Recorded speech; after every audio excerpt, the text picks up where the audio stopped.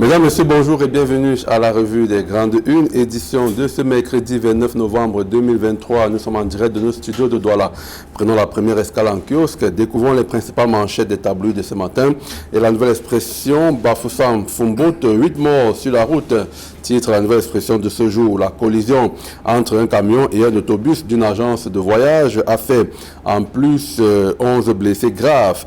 La liste des victimes à consulter en page 3 de la nouvelle expression. À la une du Messager de ce matin, féminicide, arrêté, le massacre, titre le journal Le Messager. 16 jours pour dire stop aux folies meurtrières et aux cruautés insoutenables dont sont victimes les femmes. L'occasion pour la ministre Abena Ondoa d'inviter à la révolte et l'indignation collective. Zoom à lire dans les colonnes du journal Le Messager. À la une de mutation, port de Kribi, le riz fait jaser. Le préfet de l'Océan ordonne la saisie de 2000 tonnes de ces céréales présumées impropres à la consommation humaine. À l'opposé, le ministre du Commerce et l'Agence des normes et de la qualité, ANOR, estiment que cette cargaison ne présente aucun danger sanitaire. Qui dit vrai? Parcourez l'article qui paraît dans Mutation de ce matin pour en savoir davantage. À la une du quotidien Le Jour, entrepreneuriat, le Cameroun compte 349 722 entreprises en 2022. Ces chiffres ont connu une hausse de 7,85% par rapport à l'année 2021. Ces entreprises exercent dans les secteurs de l'agroalimentaire, le textile, le cuir et le bois. Vous aurez des précisions dans les colonnes du quotidien Le Jour. Travaux publics, constat d'échec. C'est le titre du hebdomadaire indépendant de ce mercredi. L'inertie, l'incompétence de l'ingénieur de l'État décriée au ministère des Marchés publics et au Parlement. À la une de Cameroun Tribune, exemption de visa. Amitié sans barrière. Dans l'optique de renforcer les liens de coopération, le gouvernement a déjà conclu avec 4 pays amis et entamé des négociations avec un certain nombre d'autres pour supprimer réciproquement l'obligation de visa qui facilite la mobilité de certains ressortissants, notamment ceux en possession du passeport diplomatique spécial et de service. 2 projets de loi relatifs à ces facilités avec la Russie et l'Égypte sont actuellement examinés au Parlement. À la une du Forum Libre, Boupo Twitch K2, le patriarche repose à Banca, titre l'hebdomadaire Forum Libre. Rappelé par ses ancêtres le 5 octobre 2023, le président du conseil de surveillance du groupe des médias Forum Libre et grand dignitaire du royaume Banca a été célébré le 25 novembre 2023 à Toussa Banca au cours d'une cérémonie mémorable. Témoignage à lire dans les colonnes du Forum Libre. Et voilà donc pour l'essentiel des journaux sélectionnés dans le cadre de la revue des Grandes Unes. On va accueillir nos invités pour en parler. D'abord Idriss Lissom qui est déjà là. Bonjour Idriss et bienvenue. Bonjour à tous les téléspectateurs. On va donc commencer le décryptage de cette actualité en attendant que nous rejoignent sur ce plateau le prince Aristide Ngekam. On va prendre la une de ce journal donc, qui évoque cette situation du port autonome de Kribi avec ce riz qui est querellé entre, on va dire, 2 institutions. Il y a notamment le préfet de l'Océan qui a dit que ce riz était impropre à la consommation. Et puis, en face, il y a le ministre du Commerce et donc l'ANOR qui disait que non, c'est plutôt un riz que les camionneurs peuvent consommer. Oui, vous voyez que la nouvelle expression dit que le riz qui fait jaser. Mutation. J'allais dire mutation, qui dit que le riz qui fait jaser ce matin, il faut dire que c'est le préfet Noubelo de l'Océan qui a levé le lièvre, qui a pondu un arrêté invitant véritablement à l'arrêt ou bien à 2000 tonnes de riz qui ont été qualifiés de suspects et c'est cela. Et dans cet arrêté, et après, avec cette information, on avait constaté que ces riz-là étaient sortis insidieusement du port et se retrouvaient même déjà du côté de l'extrême nord. Comment est-ce qu'un riz impropre qui n'a pas suivi toutes les étapes de vérification, de contrôle, peut-il circuler? Vous comprenez que le consommateur que nous sommes... On parle quand même de 2000 tonnes de riz, vous l'avez dit. Voilà, donc ce n'est pas 2000 kg, 2000 tonnes. Donc ça veut dire que 2 millions de kilogrammes. Donc vous pouvez imaginer que en fait c'est toute une cargaison de riz comme ça, ou bien tout un conteneur de riz retrouvent dans la circulation. Et aujourd'hui, on est surpris et totalement surpris de cette cacophonie dans cette communication gouvernementale. Parce qu'on ne comprend pas justement quand même le préfet qui est l'autorité administrative et justement le ministre du Commerce. Pourquoi ils ne sont pas entendus justement pour faire une bonne communication? Qui a donné au préfet les éléments pour pouvoir véritablement suspendre, demander à ce qu'on arrête cette cargaison de riz? Ce sont les techniciens qui sont essentiellement les techniciens du ministère du Commerce et sûrement des ministères liés et même de la structure de la norme. Parce que si un produit de consommation sort du circuit, c'est-à-dire que du port, et arrive dans le marché sans avoir suivi les étapes telles que la réglementation prévoit, il y a suspicion.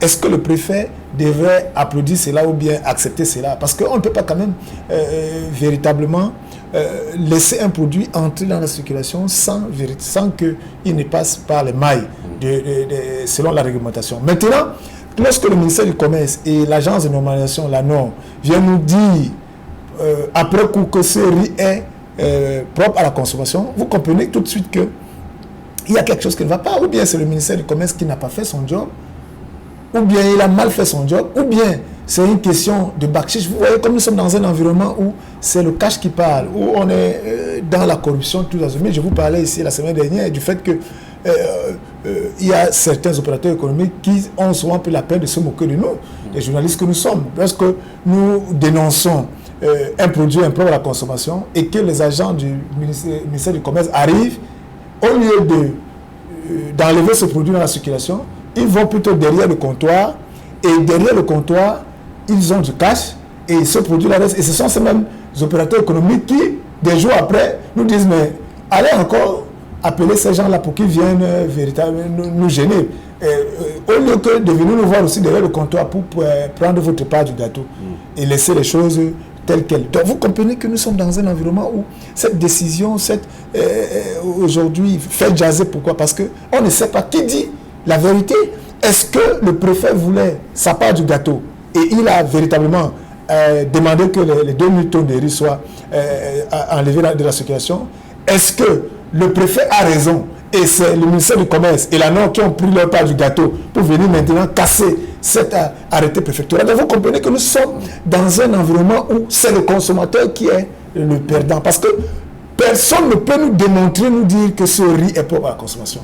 Personne en ce moment. C'est-à-dire que bon, quand le ministère du Commerce le dit et quand la norme le dit, ils le disent, quels sont les éléments qui le prouvent?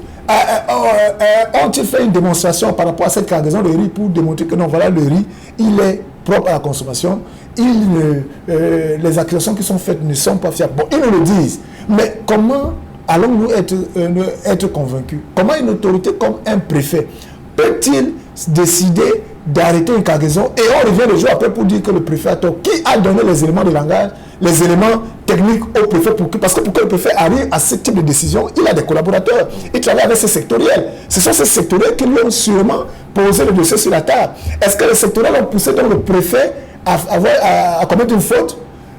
Il y a tellement de choses. Moi, je pense qu'il y a une enquête à mener dans ce sens. Si on était dans un environnement, ça désoriente quand même le consommateur. C'est le consommateur qui a perdu. C'est le consommateur qui a perdu. Et je pense que cette marque de riz devrait véritablement laver un peu sa réputation et élaborer une stratégie de communication d'équipe. Parce qu'on ne peut pas quand même être une marque de riz sérieuse et tantôt on dit que vous êtes impropre à la consommation, après on revient et dit que vous êtes propre à la consommation, après. Donc, véritablement, cette marque de riz doit pouvoir prendre la parole et elle doit pouvoir se justifier et nous démontrer que ce riz-là est un riz qui est véritablement propre à la consommation. Un riz qui fait donc jaser, comme le dit la rédaction de Mutation de ce matin. C'est un sujet à retrouver dans l'édition de ce jour. On va passer à un autre sujet, une actualité triste. Du côté de Bafoussam, encore des morts sur nos routes. La route Bafoussam-Fumbot a donc fait 8 morts. Une collision entre un camion et un autobus d'une agence de voyage qui a aussi fait 11 blessés graves. On le dira jamais assez, Idriss Lissom, entre autres causes. On sait que la route ne tue pas, mais c'est nous qui tuons parce qu'on a dit notamment que ces chauffeurs étaient en excès de vitesse. Oui, lorsqu'on lit l'article de la Nouvelle Expression, on dit que cet axe est un axe où les populations ont demandé depuis un certain temps, parce que comme nous sommes dans un environnement où nous sommes inciviques, Achille. C'est-à-dire que déjà, il faut s'incliner face à ces morts, ces personnes qui ont pris ces cas de transport pensant arriver à destination, qui n'ont pas pu arriver à destination à cause de cet accident-là ou dans le périmètre urbain de la ville de Bafoussam. Et en ces périodes, ça doit attirer notre attention pour nous dire que nous sommes en train de finir novembre et engager décembre. C'était un peu reposé avec des annonces des accidents mortels, mais là, on voit qu'on risque de finir l'année comme on l'a commencé, parce que cette année, il y a eu quand même beaucoup d'accidents sur la route. Donc, on espère que celui-là sera le dernier. Mais en lisant l'article de la Nouvelle Expression qui décrit ce qui s'est véritablement passé, et avec les premiers éléments de l'enquête, les autorités qui accusent, justement, vous l'avez dit, l'excès de vitesse. C'est-à-dire que le cas de transport n'a pas véritablement compris qu'on était dans une agglomération et qu'il fallait avec cet autre camion qui était mal garé et qui empêchait de voir, il n'y a pas de bonne visibilité, et c'est le camion qui est sorti d'un virage et qui est venu percuter cette as. Je vous assure, Achille, c'est des scènes que nous vivons tous les jours. Et on s'est dit que, mais où est passé notre côté civique? Parce que dans l'article, on dit aussi qu'il y a des populations qui se plaignent et accusent la communauté humaine en disant que, mais depuis, elles ont demandé qu'on mette des dos d'âne. Alors, pourquoi nous allons être une république? Pour ralentir les chauffeurs. Pourquoi on va être une république de dos d'âne? Parce que les dos d'âne, c'est ça qui démontre l'incivisme. C'est-à-dire que pourquoi nous ne pouvons pas être des citoyens qui s'arrêtent au feu rouge, qui attendent le feu vert normalement et circulent? C'est-à-dire qu'on doit être des citoyens, nous devons être il faut un fouet et un policier derrière chaque citoyen tous les jours pour pouvoir empêcher ça. Il faut qu'on mette des dos d'âne pour que les gens comprennent que maintenant, on est dans une agglomération, il faut une vitesse acceptable qui peut permettre, s'il y a un obstacle, de stabiliser le véhicule. C'est une mentalité qui cause des morts. Achille, c'est une mentalité qui cause des morts. Et c'est une des énièmes morts à cause de la vitesse. Et il y en a des petits accidents comme ça, si on peut qualifier un accident, c'est un accident. Dans nos villes, que ce soit à Douala, Yaoundé ou partout, vous allez voir toujours... Dans cet endroit précis, ce n'est pas le premier cas d'accident, parce que les populations justement l'ont soulevé.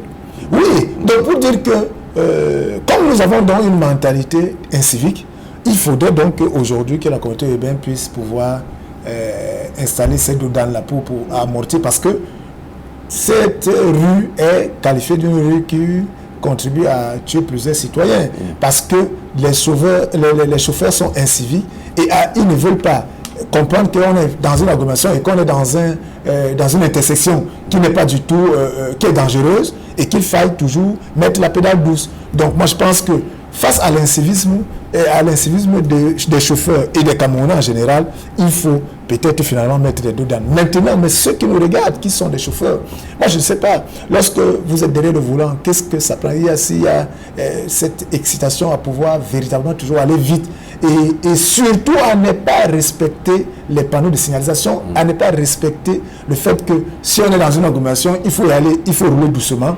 Quand on vous indique la plaque 60, il faut aller à 60. Quand on dit 190 km à l'heure, vous allez à 90 km à l'heure. Donc, nous sommes dans un environnement où notre incivisme nous tue tous les jours. Et ça, c'est sur la route, mais c'est aussi dans plusieurs de nos activités que nous menons. Donc, c'est une alerte qui est faite encore avec cet accident, cet triste accident de Bafoussam hier. Et voilà des familles comme ça qui avaient tout prévu sauf se mettre en deuil en ces moments si difficiles.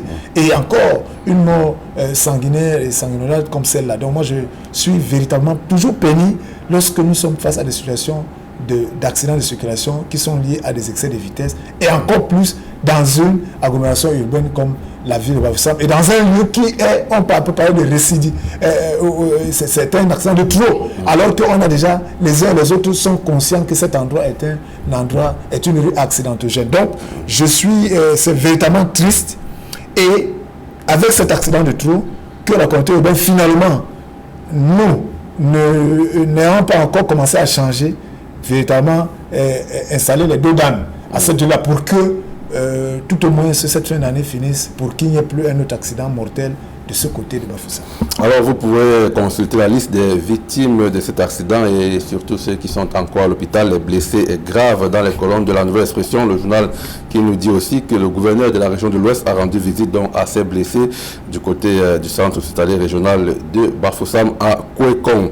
On va passer à un autre sujet, Idriss Lissom. On parle de ces violences faites aux femmes. Vous savez, depuis 2 jours, il y a cette campagne contre les violences faites aux femmes. Et le Messager en parle ce matin, arrêter le massacre. Je crois qu'il est temps quand même que cette, on va dire, barbarie perpétrée par les hommes sur les femmes cesse. Idriss Lissom, au vu des chiffres qui sont quand même effroyables. Oui, les chiffres sont effroyables, Achille. Et c'est vrai que lorsqu'on parle de violences faites aux femmes, il ne faudrait pas que certains hommes qui subissent des violences des femmes, parce qu'il y en a aussi des hommes, Achille, qui subissent les violences des femmes, pensent qu'on ne pense pas à eux. Mais je vous assure que nous sommes dans une société violente aujourd'hui. Et lorsqu'on fait les comparaisons dans les années 80 et les années 90, aujourd'hui nous sommes dans les années 2020, on constate tout simplement que la violence sur les femmes, dans notre culture, nous les Bantous, nous les Africains, on n'a pas toujours eu une culture de violence. C'est-à-dire qu'il faut dire que les Bantous savent respecter la femme. Les Bantous savent entretenir la femme. Les Bantous, vous allez voir que dans plusieurs sociétés, même que la femme qui est au cœur même de la vie, de l'organisation de nos communautés, il faut dire que la femme, elle est précieuse pour l'homme. C'est-à-dire que s'il y a une famille, lorsque vous voyez une famille qui prospère, c'est que dans cette famille-là, la femme la femme tient la maison, la femme tient le foyer. Ça veut dire qu'il y a une harmonie entre monsieur et madame. Alors lorsque vous voyez une famille qui explose, lorsque vous voyez une famille qui est instable, ça veut dire que dans cette famille, il y a un problème. Et aujourd'hui, ce n'est même plus un problème d'incompréhension, mais il y a un problème de violence.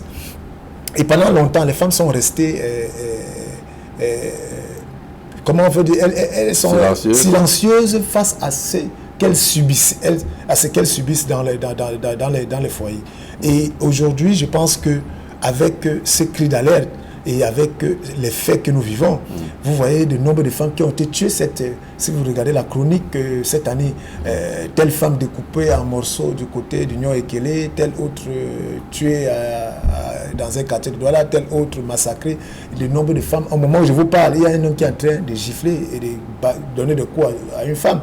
Au moment où je vous parle, il y a des femmes qui sont comme des esclaves dans des maisons. Les maisons sont comme des prisons pour ces femmes-là. Donc, au moment où je vous parle, il y a des femmes qui sont affamées, qui n'arrivent pas à manger parce que non seulement on ne leur donne pas l'occasion de sortir pour qu'elles se débrouillent, mais elles sont confinées quelque part et elles subissent le martyre, la volonté d'un macho, d'un homme qui pense qu'il n'est qu'un homme parce qu'il va porter la main sur la femme. Et regardez qu'est-ce que ça crée, ces massacres sur les femmes.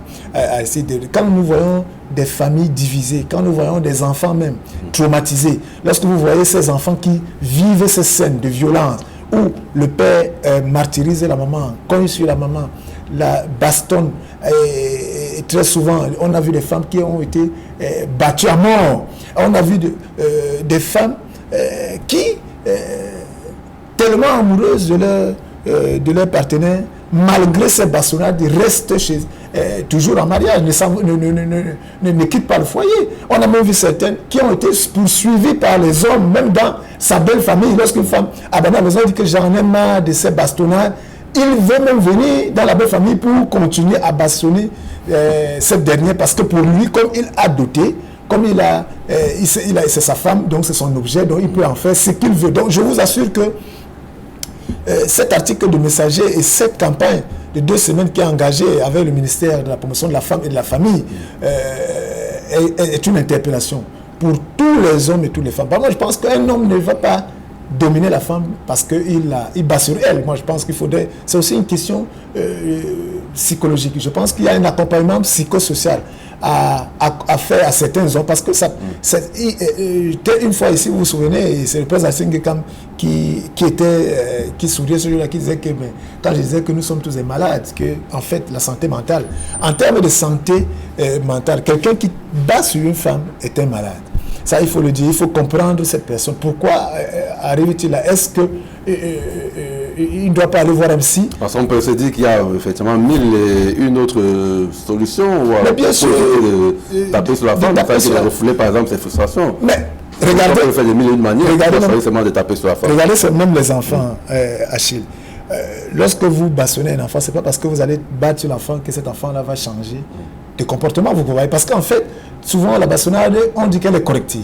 C'est-à-dire qu'il faut battre sur quelqu'un parce que la personne est récidiviste et la personne ne veut pas respecter. Peut-être vous avez mis une norme chez vous, vous avez mis une sorte de règlement intérieur dans la maison et elle ne respecte pas cela. Donc, qu'est-ce qui se passe? L'homme pense que c'est en étant violent que cette femme-là va peut-être maintenant être obéissante, qu'elle va véritablement se soumettre. Mais pourtant, il y a tellement de choses pour pouvoir amener son partenaire à être soumis. Tellement de choses. C'est-à-dire que si vous épousez une femme, ça veut dire que vous avez essayé de la connaître. Et en la connaissant, vous connaissez qu'est-ce qui peut... Vous devez connaître qu'est-ce qui peut l'amener à être véritablement une femme toute douce, une femme qui vous obéit, une femme qui fait à ce que la maison puisse véritablement être paisible. Donc je pense que ces hommes ont besoin d'être soignés. C'est-à-dire que pendant qu'on fait une campagne contre les violences faites aux femmes, où on cible ces femmes-là, où on veut que ces femmes parlent, qu'elles sortent du silence, on est d'accord. Mais il faudrait aussi aller vers ces hommes qui sont violents et qui battent sur ces femmes pour comprendre pourquoi ils le font. Et s'ils ont des problèmes psychologiques, qu'on les aide à résoudre ces problèmes. Parce qu'ils ont besoin, eux, d'accompagnement. Comme ces femmes. Ce sont les premiers concernés. Pas finalement, ce qu'on voit lors de ces campagnes, c'est que justement, ce sont les femmes qui sont impliquées. Oui, vous le voyez, comme l'homme violent ne vient à côté. Et là, ça veut dire que la cible, c'est pas. En fait, il y a une cible première et la femme, à ce moment-là, devient la cible secondaire. C'est-à-dire la cible principale de ce type de campagne, c'est ces hommes qui sont violents. Il faut les identifier, il faut aller vers eux, il faut faire du counseling, il faut véritablement comprendre qu'est-ce qui se passe dans leur tête.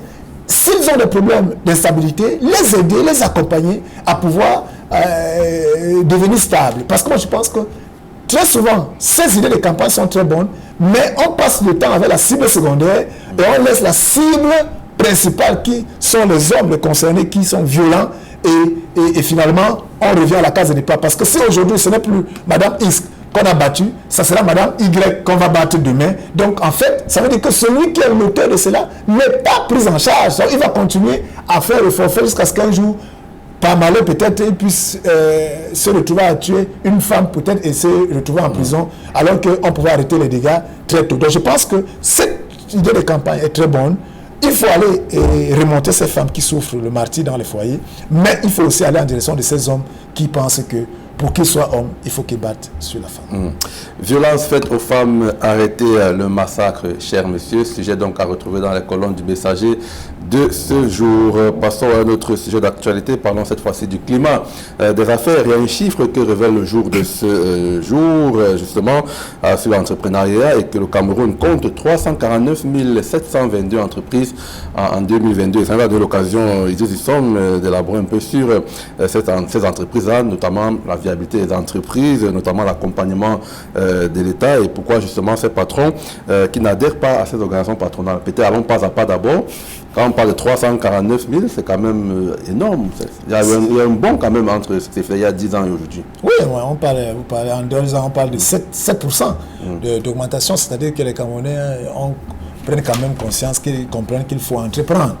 Mais je vous assure que Achille, ce nombre-là, il y a un bond de 7%, c'est 340 000. C'est ça, mais c'est encore insuffisant.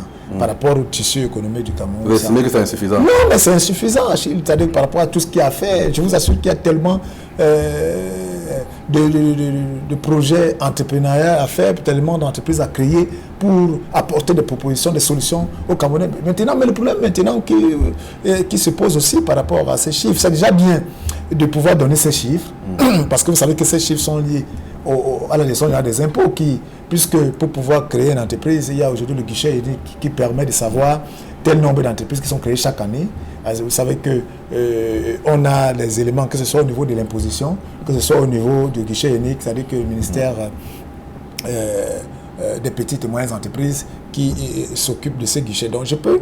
C'est tout cas ces centres de formalité, voilà, de création d'entreprise qui a facilité la création d'entreprise. Donc tout cela se fait en 72 heures. En 72 heures, vous avez, ou en une semaine, selon le statut de l'entreprise. Oui, mais maintenant le malheur est que lorsque on vous parle de ces 340 tonnes de mille d'entreprises, dans 3 ans, on peut faire une étude. C'est-à-dire qu'en 2026, vous verrez que les 340 tonnes de mille des entreprises de 2022, en 2026, on risque de se retrouver avec près de 50 000 entreprises qui n'existaient plus. Et on va se retrouver avec peut-être 75 000 entreprises qui sont encore créées. Parce que c'est ça l'écosystème. C'est ça que ça se passe. C'est là la question. Quand vous dites que c'était insuffisant, moi je n'ai pas bien compris parce que même ce qui existe déjà n'arrive pas à prospérer. À prospérer parce que la viabilité, parce que l'écosystème n'aide pas les petites et moyennes entreprises. Parce que nous sommes dans un environnement où on pense essentiellement à imposer, on pense essentiellement à inviter les entreprises qui naissent à payer les impôts, on les étouffe même à la limite. Et ce qui fait qu'une entreprise qui ne fait pas de chiffre d'affaires ne peut pas payer les impôts. Alors vous êtes d'accord avec moi que si quelqu'un crée son entreprise, peut-être sur un marché, il fait un marché la première année, il fait 1 an sans entrée, 2 ans sans entrée, vous êtes d'accord avec moi qu'il va fermer boutique. Surtout que ces patrons-là, c'est-à-dire que qui est patron de PME, n'a pas la culture même de déclarer néant. Il n'a pas la culture d'aller vers les impôts pour pouvoir même déclarer néant parce qu'il n'est pas véritablement formaté à être un entrepreneur sur la durée. C'est un peu cela. Et en plus, on a des gens qui créent les entreprises dans le sac. Parce qu'il veut gagner tel marché, parce que c'est mon frère, parce que c'est tel. C'est-à-dire qu'il n'a pas vocation à être un entrepreneur qui veut faire une entreprise qui dure 100 ans, qui va rester même après lui. Vous n'avez qu'à voir comment beaucoup de certaines des entreprises qu'on peut penser être des entreprises viables. Lorsque le promoteur s'en va, vous voyez comment ces entreprises périclitent et finalement tombent. Mais la réalité est que dans les PME, les études ont montré de l'Institut national de la statistique qu'une PME qui traverse 3 ans et qui arrive à la 4e année peut résister. Mais un grand nombre de ces PME meurent avant d'arriver à 3 ans d'âge. Donc vous comprenez que c'est pour ça que je dis que ceux qui vont dans créer des entreprises ne sont pas préparés. Ils ne sont pas préparés par rapport à l'écosystème. Ils profitent des opportunités. Ils profitent des coûts qui sont liés un peu, par exemple, une opération. Et comme nous sommes dans un environnement de corruption, où vous allez voir même que quelqu'un est un fonctionnaire, il est un donneur d'ordre et il prend des prête-noms qui vont créer 4-5 entreprises pour qu'ils leur donnent des 4-9 un peu passés par on ne les verra jamais sur les tablettes, par exemple, des organisations patronales. Dès que, je vais y arriver, donc dès que ce marché est passé, et qu'il n'y a plus d'opportunité dans notre marché, l'entreprise a pu fermer et le lendemain, il va encore créer une autre entreprise pour eux. Vous comprenez? Donc c'est là que vous allez toujours voir qu'il y a des milliers d'entreprises qui sont créées, mais qui ne sont pas viables et qui ne résistent pas. Lorsqu'il y en a dans ces milliers-là, il y en a qui sont donc des vrais entrepreneurs, qui ont des projets d'entreprise, qui veulent véritablement durer, mais qui ne trouvent pas de financement qu'il faut, qui ne trouvent pas de partenaires qu'il faut, qui ne comprennent pas aussi qu'à un certain moment, la synergie de compétences peut faire à ce qu'on puisse véritablement créer une PME plus solide et de telle manière qu'on comprenne qu'on peut investir sur 1, 2, 3 ans et le retour sur investissement peut commencer peut-être à la 3e ou la 4e année. Donc les études de marché ne sont pas menées comme cela se doit. Et quand ce n'est pas mené comme cela se doit, vous avez une PME qui ne va pas vivre longtemps. Parce que lorsqu'elle aura la vraie réalité du marché, elle va craquer parce que le promoteur n'est pas prêt. Alors un promoteur qui n'est pas prêt, vous êtes d'accord avec moi qu'il ne va jamais aller s'inscrire ni au GICAM, ni à ECAM, nulle part. Parce qu'il n'est pas là pour... on va s'inscrire dans une relation patronale parce qu'on veut des soutiens, parce qu'on veut des facilités, parce qu'on veut défendre un secteur, une vie économique, vous comprenez un peu. Maintenant, quelqu'un qui n'a pas cette vision, qui n'a pas cet engagement, il ne va jamais aller dans ces... C'est pour ça que vous verrez qu'il y a 340 quelque chose de milliers d'entreprises, mais les organisations patronales ont peine à avoir 1000 membres ou 2000 membres. Merci Idriss Esson, vous avez été complet dans le cadre de la revue des grandes unes de ce matin. Mesdames, Messieurs, merci de nous avoir suivis. Merci à nos équipes techniques en régie, Jonathan Babiola, le Duponnet, d'Éric Simzier, Gabin Tussac, Innocent Abega et Mosfongo à la réalisation. Restez sur Equinox Télévision, juste après nous, c'est 10-12 le Zénith.